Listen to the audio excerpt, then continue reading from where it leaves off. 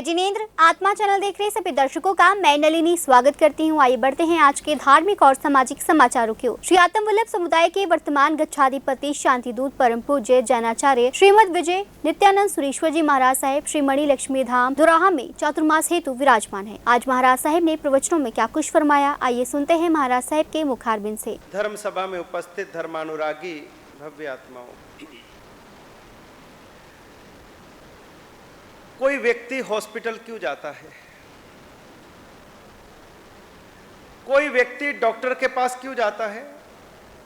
अपना इलाज कराने। कोई बच्चा स्कूल क्यों जाता है? पढ़ने के लिए जाता है। कोई व्यक्ति प्रतिदिन अपनी दुकान में धंधे में क्यों जाता है? पैसा कमाने जाता है। जो व्यक्ति डॉक्टर के पास गया है उसको पता है कि मैं बीमार हूं और ये डॉक्टर मेरा इलाज करेगा, मैं ठीक हो जाऊंगा। एक बच्चे को ये जानकारी है कि मैं स्कूल जाऊंगा, पढ़ूंगा, लिखूंगा, आगे जाके बड़ा आदमी बनूंगा। एक व्यापारी को पता है कि मैं व्यापार करूंगा, दुकान में धंधे में जाऊंगा, पैसा कमाऊंगा, घर चला पाऊंगा। जो व्यक्ति जहां जाता है उसको वहां जाने का उद्देश्य पता है। उस उद्देश्य से उसको क्या मिलेगा यह भी उसको पता है। अगर डॉक्टर के पास मरीज आया है तो डॉक्टर को भी पता है कि ये मेरे पास क्यों आया है।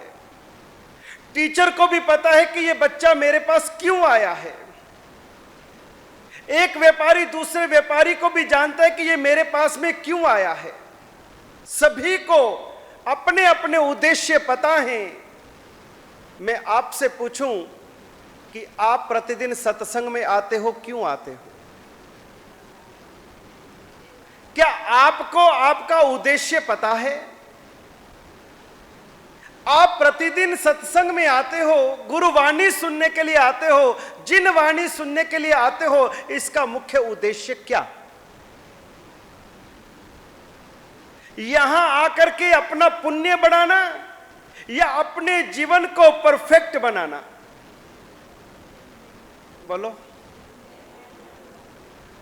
पुण्य बढ़ाना यदि आपका उद्देश्य है तो आप वापस पुनः पुनः संसार में ही आओगे। पुण्य आपको पुनः संसार देगा, क्योंकि पुण्य को भोगने के लिए वापस संसार तो आना ही पड़ेगा। पुण्य से क्या होगा? पुण्य भी तो कर्म है। अगर पाप लोहे की जंजीर है तो पुण्य सोने की जंजीर है। जंजीर तो जंजीर है।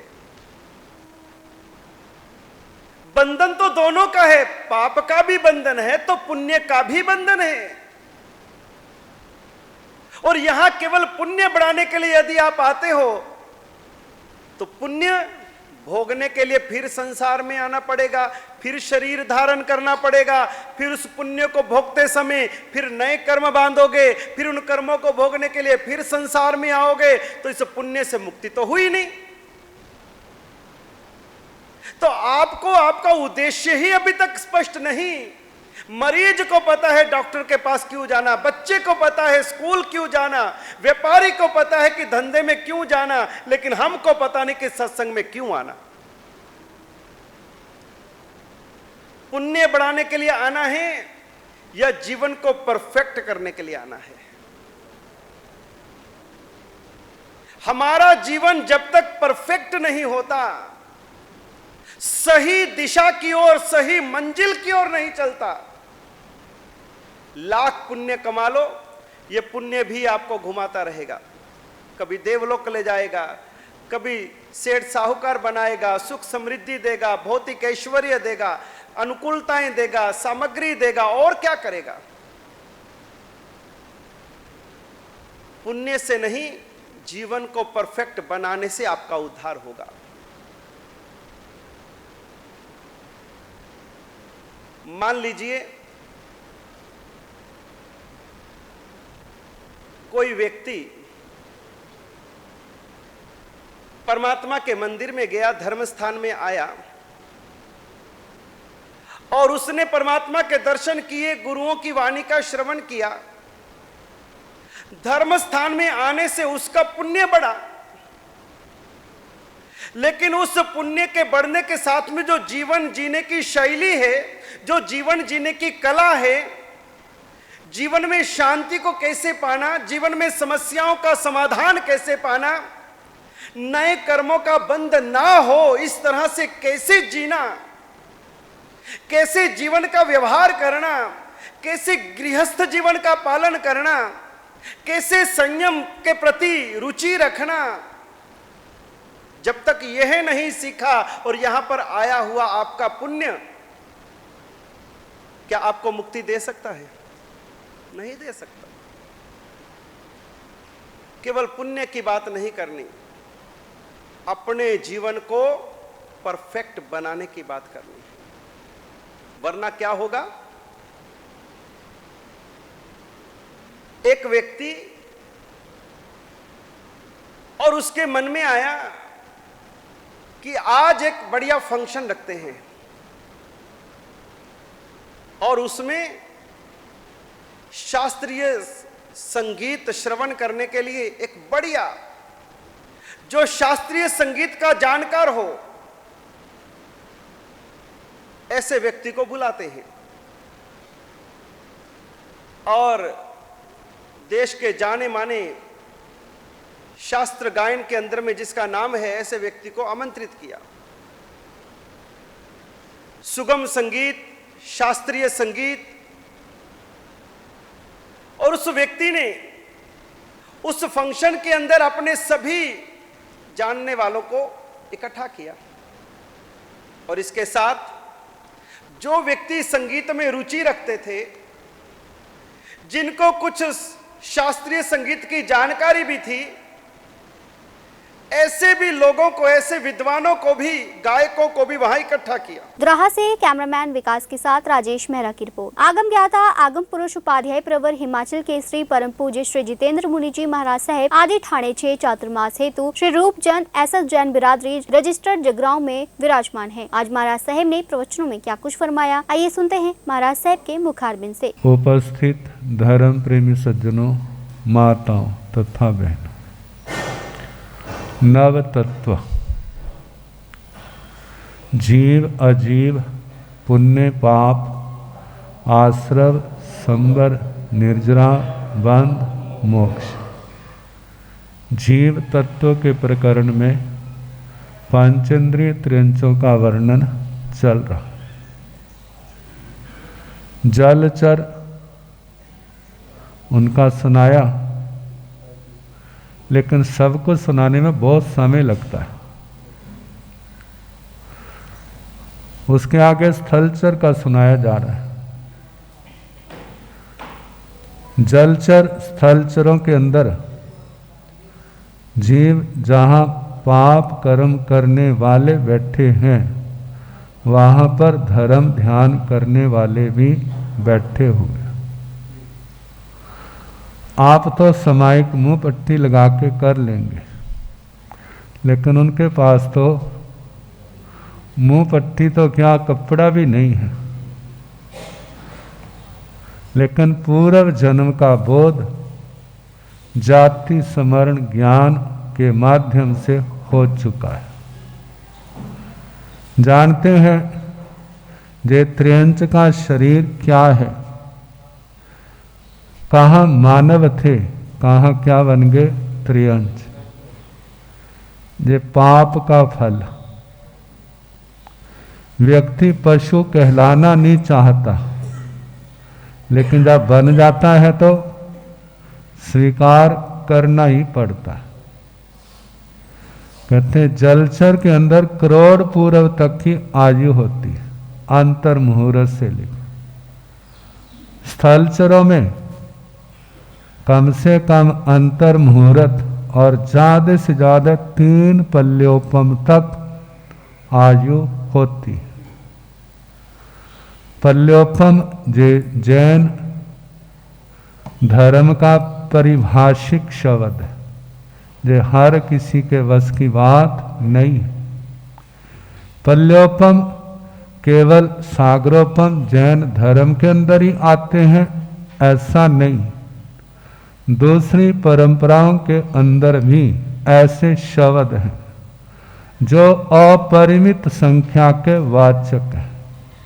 बताया जाता है कितना लंबा समय सामान्य व्यक्ति उसकी कल्पना भी नहीं कर सकता। जो धर्म शास्त्रों से जुड़ा है, सुनता रहता है तो उसको बहुत जानकारी हो जाती है। कहते जब भौतिक विज्ञान केवल वर्तमान को लेकर के बहुत कुछ बताता है, लेकिन हमारे धर्म शास्त्रों में आत्मा को केंद्र मान करके आत्मा की जन्म जन्म की यात्रा के संबंध में वर्णन किया है।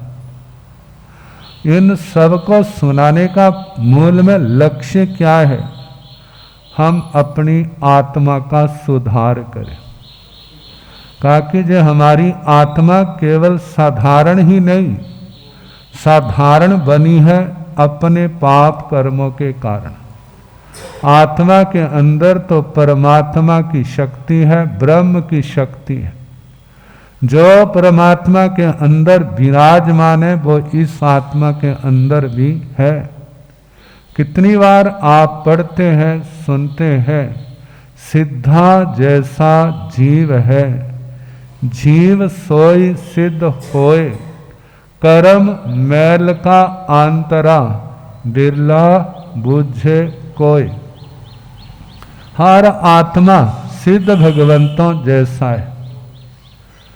कहते फिर हम वैसे क्यों नहीं? कहते हमारे अंदर एक दीवार है। वो क्या है? वो है कर्मों की। कर्मों की दीवार को हटा दो, इस आत्मा में और परमात्मा में किसी प्रकार का अंतर नहीं होगा। वेदांत दर्शन के अंदर एक ऐसी धारणा चलती है, कहते हैं एक और परमात्मा है और एक और संसारी जीव है। अब जीव परमात्मा की ओर जाना तो चाहता है, परमात्मा की ओर जाना तो चाहता है, लेकिन बीच में एक बहुत बड़ी दीवार खड़ी।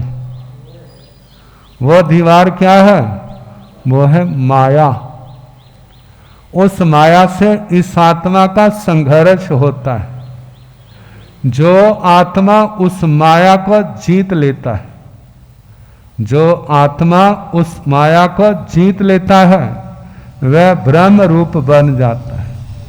और जो माया से हार जाता है, वह क्या होता है? वो संसारी जीव संसार के अंदर ठोकरें खाता है। कहते हैं इन ठोकरों से बचना है तो उस माया से युद्ध तो होगा और उसको जीतना होगा। वो युद्ध जो है अखाड़े की तरह पहलवानों का युद्ध नहीं है। जिसने अपने मन को, अपनी इंद्रियों को जीत लिया है, तो वह उस माया को जीत जाएगा। यदि आत्मा का मन और इंद्रियां जो वश में नहीं हुई, तो उस माया को जीतना संभव नहीं है। अब मन और इंद्रियों को जीतने के लिए आवश्यकता है समझ की।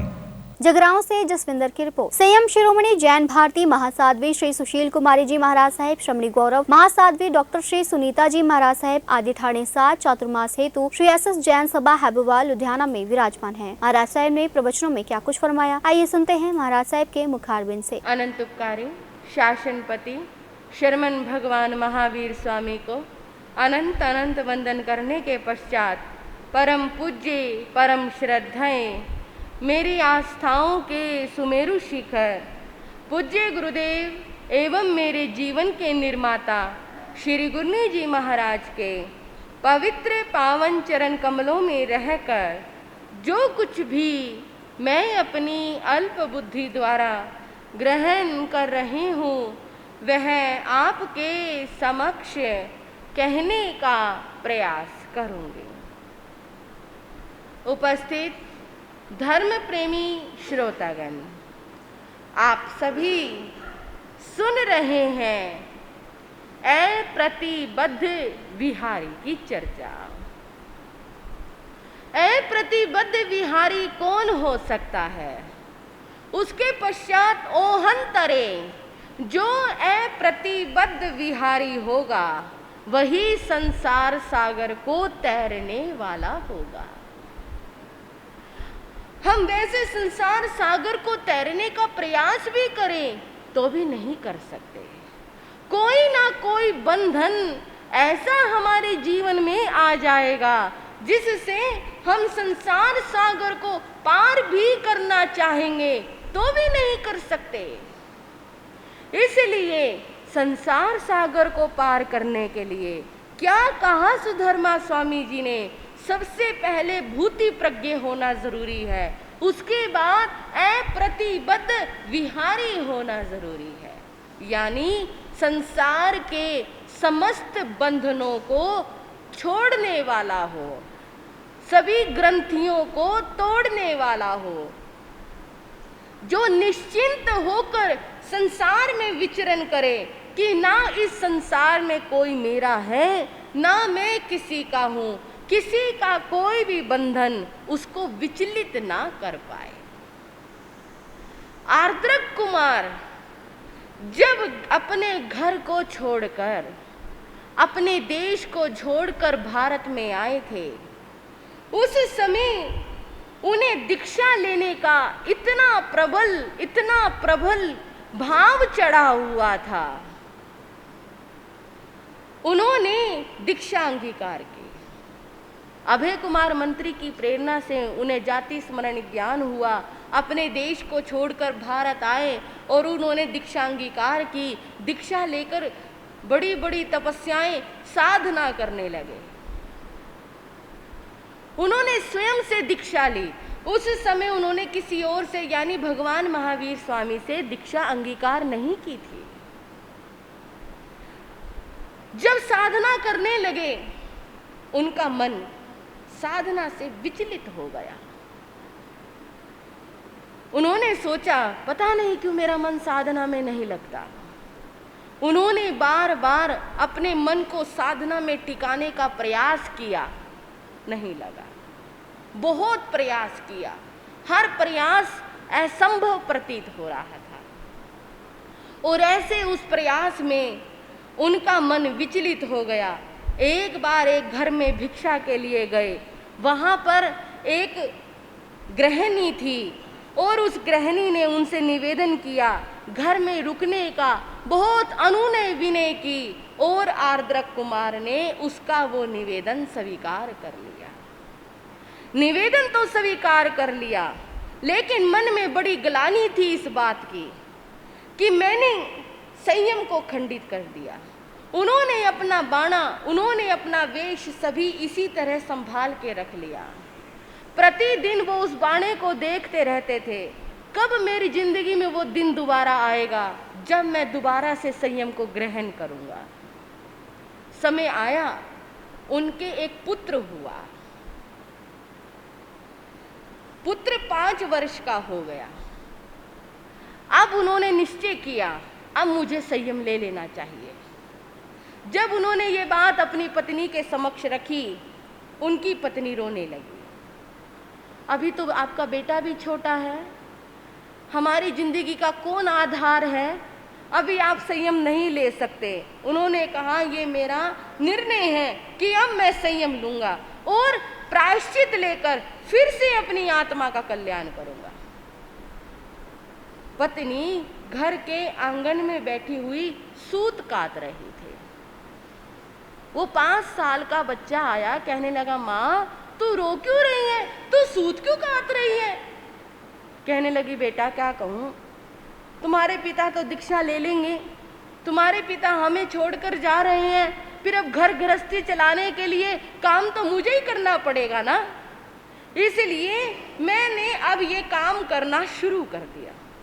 मेरे पिता दीक्षा ले रहे हैं, हाँ, तुम्हारे पिता अब हमें हमेशा हमेशा के लिए छोड़कर जा रहे हैं। वो छोटा सा बच्चा दौड़कर अंदर गया, उसके पिता पलंग पर लेटे हुए थे और जैसे वो अपने पिता के पास गया, वो सूत का धागा लेकर आया और उसने उस सूत के धागे से अपने पिता के पांव बांधने शुरू कर दिए। कहने लगा, नहीं, मेरे पिता हमें छोड़कर नहीं जा सकते, मैं अपने पिता को बांध कर रख लूंगा। क्या कहा? बांध कर रख लूंगा। मेरे पिता कैसे चले जाएंगे मुझे छोड़कर? मैं ऐसे धागों से इनको बांधूंगा, ऐसी पक्की डोर से बांधूंगा, मेरे पिता मुझे छोड़कर नहीं जा सकते।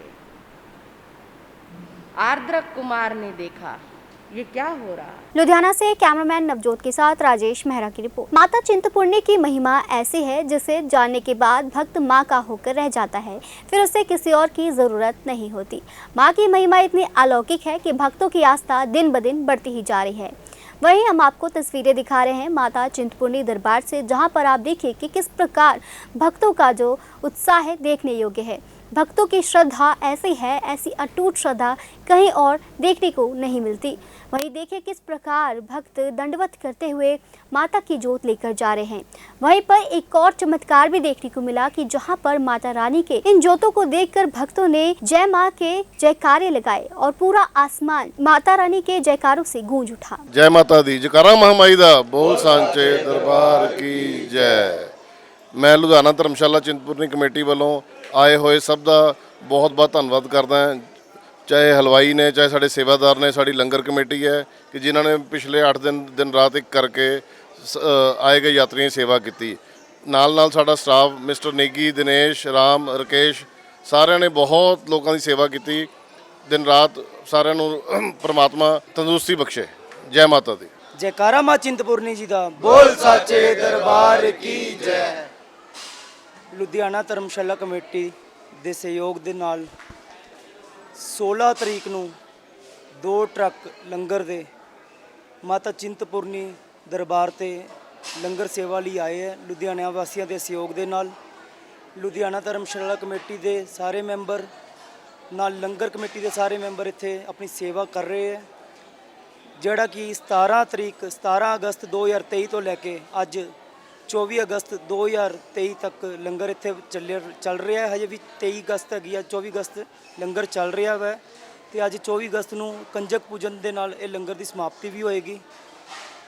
ਦਿਨ ਰਾਤ ਲੰਗਰ ਕਮੇਟੀ ਦੇ ਸੇਵਕਾਂ ਨੇ ਸੇਵਾ ਕੀਤੀ, ਬਾਕੀ ਕਰਮਚਾਰੀਆਂ ਨੇ ਵੀ ਬਹੁਤ ਸੇਵਾ ਕੀਤੀ ਔਰ ਇੱਥੇ ਜਿਹੜੇ ਧਰਮਸ਼ਾਲਾ ਦੇ ਮੈਨੇਜਰ ਹੈ ਔਰ ਬਾਕੀ ਦੇ ਮੈਂਬਰ ਹੈ ਉਹਨਾਂ ਨੇ ਵੀ ਬਹੁਤ ਅੱਛੀ ਤਰ੍ਹਾਂ ਲੋਕਾਂ ਦੇ ਨਾਲ ਲੋਕਾਂ ਨੂੰ ਸਾਰੀ ਸੁਵਿਧਾ ਦਿੱਤੀਆਂ ਵਾ।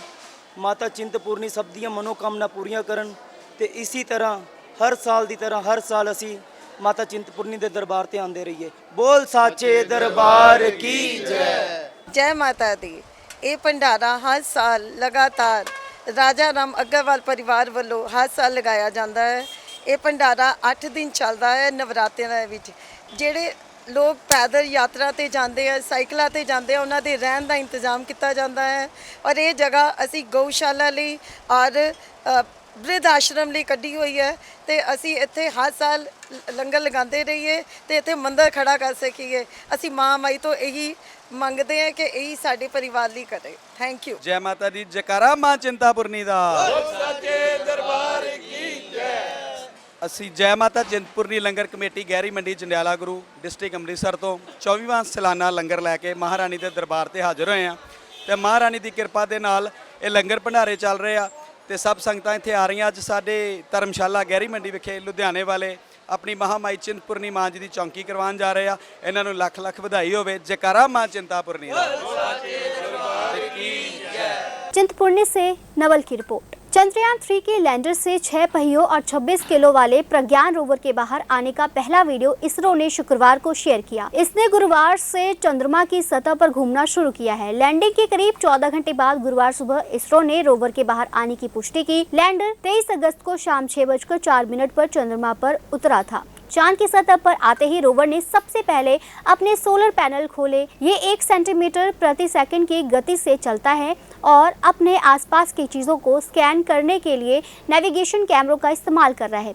रोवर 12 दिनों में लैंडर के आसपास आधा किलोमीटर घूमेगा। आत्मा ब्यूरो की रिपोर्ट। सरकार लोगों को गुणवत्तापूर्वक स्वास्थ्य सुविधाएं प्रदान करने के लिए महत्वपूर्ण प्रयास कर रही है, जिसके तहत जिले में 26 आम आदमी क्लिनिक कार्यरत है, जहां लोगों को उनके घरों के पास चिकित्सा सुविधाएं प्रदान की जाती है। इन क्लिनिकों में लोगों को आवश्यक दवाएं और परीक्षण बिल्कुल मुफ्त प्रदान किए जाते हैं। ये विचार उपायुक्त राजेश धीमान IAS ने व्यक्त किए। आम आदमी क्लिनिक का औचक दौरा कर प्रदान की जा रही स्वास्थ्य सेवाओं की समीक्षा की और स्वास्थ्य कर्मचारी से बातचीत की। इस दौरान civil surgeon doctor Meenakshi Abrol भी मौजूद रही। उपायुक्त ने इस मौके पर और क्या कुछ कहा, आइए सुनते हैं। ਅੱਜ ਅਸੀਂ ਉਰੇ ਆਮ ਆਦਮੀ ਕਲੀਨਿਕ ਜਿਹੜੀ ਪੰਜਾਬ ਸਰਕਾਰ ਨੂੰ ਬਣਾਏ ਗਏ ਨੇ ਤੇ ਉਹ CMO ਮੈਡਮ ਤੇ ਮੈਂ ਚੈੱਕ ਕਰਨ ਆਏ ਸੀ।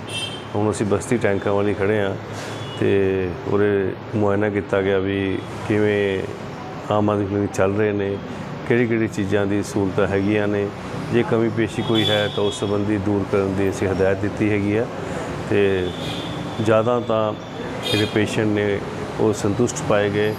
ਜਿਹੜੇ ਵਰਕਿੰਗ ਕੰਡੀਸ਼ਨ ਚੰਗੀਆਂ ਸਨ ਤੇ ਕੁਝ ਇੱਕ ਅੱਧੀ ਸਾਨੂੰ ਕਮੀ ਲੱਗੀ, ਉਹਦੀ ਲੋੜੀਂਦੀ ਦੀ ਹਦਾਇਤ ਅਸੀਂ ਕਰ ਦਿੱਤੀ ਗਈ ਹੈ ਤੇ ਸਾਨੂੰ ਆਸ ਹੈ ਵੀ ਇਸ ਤਰ੍ਹਾਂ ਹੀ ਜਿਹੜੇ ਆਮ ਆਦਮੀ ਕਲੀਨਿਕ ਨੇ ਲੋਕਾਂ ਦੀ ਸੇਵਾ ਕਰਦੇ ਰਹਿਣਗੇ।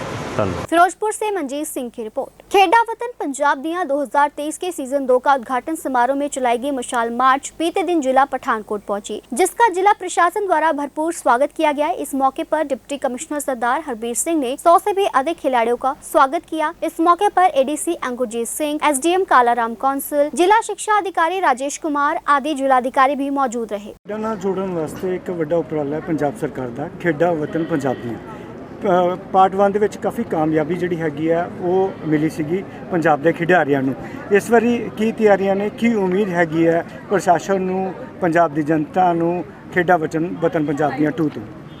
ਤੁਸੀਂ ਜਿਵੇਂ ਕਿ ਵੇਖਿਆ ਹੈ, ਸਾਡਾ ਖੇਡਾ ਵਤਨ ਪੰਜਾਬ ਜਿਹੜੀਆਂ ਇਸ ਸਾਲ ਦੀਆਂ ਹੈਗੀਆਂ ਉਹਦਾ ਪ੍ਰੋਸੈਸ ਸ਼ੁਰੂ ਹੋ ਚੁੱਕਾ ਹੈ। ਹੁਣੀ ਜਿਹੜੀ ਮਸ਼ਾਲ ਹੈਗੀ ਖੇਡਾਂ ਦੀ ਸਾਡੇ ਕੋਲ ਗੁਰਦਾਸਪੁਰ ਜ਼ਿਲ੍ਹੇ ਤੋਂ ਆਈ ਸੀ, ਜਿਸ ਨੂੰ ਅਸੀਂ ਅੱਜ ਇੱਥੇ ਪਠਾਨਕੋਟ 'ਚ ਰਿਸੀਵ ਕੀਤਾ ਹੈ ਔਰ ਇੱਥੇ ਪਠਾਨਕੋਟ ਆ ਕੇ ਸਾਡੇ ਜਿਹੜੇ ਪਠਾਨਕੋਟ ਦੇ ਬੱਚੇ ਆ ਇਹ ਮਸ਼ਾਲ ਹੁਣ ਹੁਸ਼ਿਆਰਪੁਰ ਜ਼ਿਲ੍ਹੇ ਦੀ ਹੱਦ ਤੱਕ ਲੈ ਕੇ ਜਾਊਗੇ। ਸੋ ਇਹ ਸਾਡਾ ਜਿਹੜਾ ਕਾਰਜਕ੍ਰਮ ਸ਼ੁਰੂ ਹੋ ਚੁੱਕਾ ਹੈ। ਇਹਦੇ ਵਿੱਚ ਪਹਿਲਾ ਜਿਹੜਾ ਹੈਗਾ ਸਟੈਪ ਉਹ ਹੈ ਕਿ ਸਾਡੇ ਬਲਾਕ ਲੈਵਲ ਦੀਆਂ ਖੇਡਾਂ ਹੋਣੀਆਂ ਹਨ। ਬਲਾਕ ਲੈਵਲ ਦੀਆਂ ਖੇਡਾਂ ਦੀ ਸਾਡੇ ਆਨਲਾਈਨ ਜਿਹੜੀ ਹੈਗੀ ਆ ਰਜਿਸਟ੍ਰੇਸ਼ਨ ਸ਼ੁਰੂ ਹੋ ਚੁੱਕੀ ਹੈ। ਮੈਂ ਤੁਹਾਡੇ ਮਾਧਿਅਮ ਰਾਹੀਂ ਸਾਰਿਆਂ ਨੂੰ ਇਹ ਬੇਨਤੀ ਕਰੂੰਗਾ, ਰਿਕੁਐਸਟ ਕਰੂੰਗਾ ਕਿ ਜਿਹੜੇ ਜਿੰਨੇ ਵੀ ਸਾਡੇ ਖਿਡਾਰੀ ਹਨ ਉਹ ਹੁਮ ਆ ਕੇ ਆਨਲਾਈਨ ਵਿੱਚ ਰਜਿਸਟ੍ਰੇਸ਼ਨ ਕਰਨ। ਸਾਡੀਆਂ ਪੰਜਾਬ ਦੀਆਂ ਜਿਹੜੀਆਂ ਖੇਡਾਂ ਵਤਨ ਪੰਜਾਬ ਦੀਆਂ ਬਲਾਕ ਲੈਵਲ 'ਤੇ ਹੋਣੀਆਂ ਉਹ ਪਠਾਨਕੋਟ ਸਾਡੇ 6 ਵੈਨਿਊਜ਼ ਹੈਗੇ ਆ ਜਿੱਥੇ ਹੋ ਰਹੀਆਂ ਹੈਗੀਆਂ ਔਰ ਉਹਦੇ ਵਿੱਚ ਸਾਰੇ ਜਿਹੜੇ ਹੈਗੇ ਆ ਵੱਖ-ਵੱਖ ਕਿਸਮ ਦੇ ਜਿਹੜੇ ਸਾਡੇ ਮੁਕਾਬਲੇ ਹੋਣੇ ਆ, ਜਿਹੜੇ ਉਹਨਾਂ 'ਚੋਂ ਜਿੱਤੂਗੇ ਬੰਦੇ ਔਰ ਉਸ ਤੋਂ ਬਾਅਦ ਸਾਡੀਆਂ ਫਿਰ ਡਿਸਟ੍ਰਿਕਟ ਲੈਵਲ ਦੀਆਂ ਹੋਣੀਆਂ ਹੈ। ਡਿਸਟ੍ਰਿਕਟ ਲੈਵਲ ਦੀ ਜਿਹੜੀ ਸਾਡੀ ਹੈਗੀ ਆ ਉਹ ਵੀ ਵੈਨਿਊ ਸਾਡੇ ਅਸੀਂ ਡਿਸਾਈਡ ਕਰ ਲਏ ਹੋਏ ਹੈਗੇ ਆ ਐਂਡ ਉਸ ਤੋਂ ਬਾਅਦ ਸਟੇਟ ਲੈਵਲ ਦੇ ਹੋਣੇ ਆ। ਸਟੇਟ ਲੈਵਲ ਦੀਆਂ ਸਾਨੂੰ 2 ਖੇਡਾਂ ਮਿਲੀਆਂ ਹਨ ਜਿਹੜੀਆਂ ਕਿ ਪੰਜਾਬ ਦੀਆਂ ਸਾਡੇ ਪਠਾਨਕੋਟ ਹੋ ਗਈਆਂ। ਰੋਇੰਗ ਐਂਡ ਕਾਇਕਿੰਗ ਜਿਹੜੀਆਂ ਹੈਗੀਆਂ ਉਹ ਅਸੀਂ ਰਣਜੀਤ ਸਾਗਰ ਡੈਮ 'ਚ ਉੱਥੇ ਕਰਵਾਉਣ ਜਾ ਰਹੇ ਹਾਂ, ਜਿੱਥੇ GNDU ਦਾ ਇਹਨਾਂ ਦਾ ਇੱਕ ਛੋਟਾ ਜਿਹਾ ਟ੍ਰੇਡਿੰਗ ਫੈਸਿਲਿਟੀ ਵੀ ਹੈਗੀ ਹੈ। ਸੋ ਇਹ ਸਾਡਾ ਓਵਰਆਲ ਹੈ। ਉਹਦੇ ਵਿੱਚ ਆਪਾਂ ਸਾਰੇ ਅਰੇਂਜਮੈਂਟਸ ਅਸੀਂ ਕਰ ਚੁੱਕੇ ਹੈਗੇ ਆ। ਇੱਕ ਟੀਮ ਨਾਲ ਸਾਡੀ ਡਿਟੇਲ ਮੀਟਿੰਗ 2 ਦਿਨ ਪਹਿਲਾਂ ਹੋ ਚੁੱਕੀ ਹੈ। ਕਿਸ ਟੀਮ ਨੇ ਕੀ ਕਰਨਾ ਹੈ, ਗਰਾਊਂਡਸ ਤੋਂ ਲੈ ਕੇ EMPLOYEES ਤੋਂ ਲੈ ਕੇ ਜਿਹੜੇ ਹੋਰ ਰੈਫਰੀਜ਼ ਹੈਗੇ ਆ, ਕੋਚਿਸ ਹੈਗੇ ਆ, ਵੇਰੀਅਸ ਕਮੇਟੀਆਂ ਜਿਹੜੀਆਂ ਸਾਰੀਆਂ ਬਣ ਚੁੱਕੀਆਂ। ਡਿਟੇਲ ਉਹਦੀ ਕਾਰਵਾਈ ਹੋ ਚੁੱਕੀ ਹੈ। ADC ਸਾਹਿਬ ਔਰ SDM ਸਾਹਿਬ ਨਾਲ ਮਿਲ ਕੇ ਉਹਦੀਆਂ ਟੀਮਾਂ ਬਣ ਚੁੱਕੀਆਂ ਹਨ ਔਰ ਸਾਡੇ ਡਿਸਟ੍ਰਿਕਟ ਸਪੋਰਟਸ ਅਫਸਰ ਸਾਹਿਬ ਜਿਹੜੇ ਹੈਗੇ ਸਭ ਹੋਰ ਉਹ ਕੰਮ ਕਰ ਰਹੇ ਹਨ। ਗਵਰਨਮੈਂਟ ਨੇ ਸਾਨੂੰ ਜਿਹੜਾ ਇਹਦਾ ਬਜਟ ਵਗੈਰਾ ਆ ਚੁੱਕਾ ਹੈ। ਸੋ ਐਵਰੀਥਿੰਗ ਇਜ਼ ਰੋਲਿੰਗ ਨਾਓ ਤੇ ਆਈ ਐਮ ਸ਼ੋਰ ਹੈ ਜਿੱਦਾਂ ਪਿਛਲੇ ਸਾਲ ਹੋਈਆਂ ਸੀ ਉਸ ਤੋਂ ਵੱਧ ਚੱਕ ਕੇ ਅੱਛੀਆਂ ਗੇਮਸ ਹੋ ਗਈਆਂ ਔਰ ਇਹਦੇ ਨਾਲ ਲੋਕਾਂ ਵਿੱਚ ਔਰ ਬੱਚਿਆਂ ਵਿੱਚ ਜਿਹੜਾ ਹੈ ਖਾਸ ਜਿਹੜਾ ਖੇਲਾਂ ਬਾਰੇ ਹੈਗਾ ਨਵੀਂ जागरूकता पैदा होगी। पठानकोट से आलोक कुमार की रिपोर्ट। आज के समाचार बस यहीं तक। कल फिर हाजिर होंगे कुछ नए धार्मिक और सामाजिक समाचारों के साथ। तब तक आप बने रहिए आत्मा चैनल के साथ। धन्यवाद।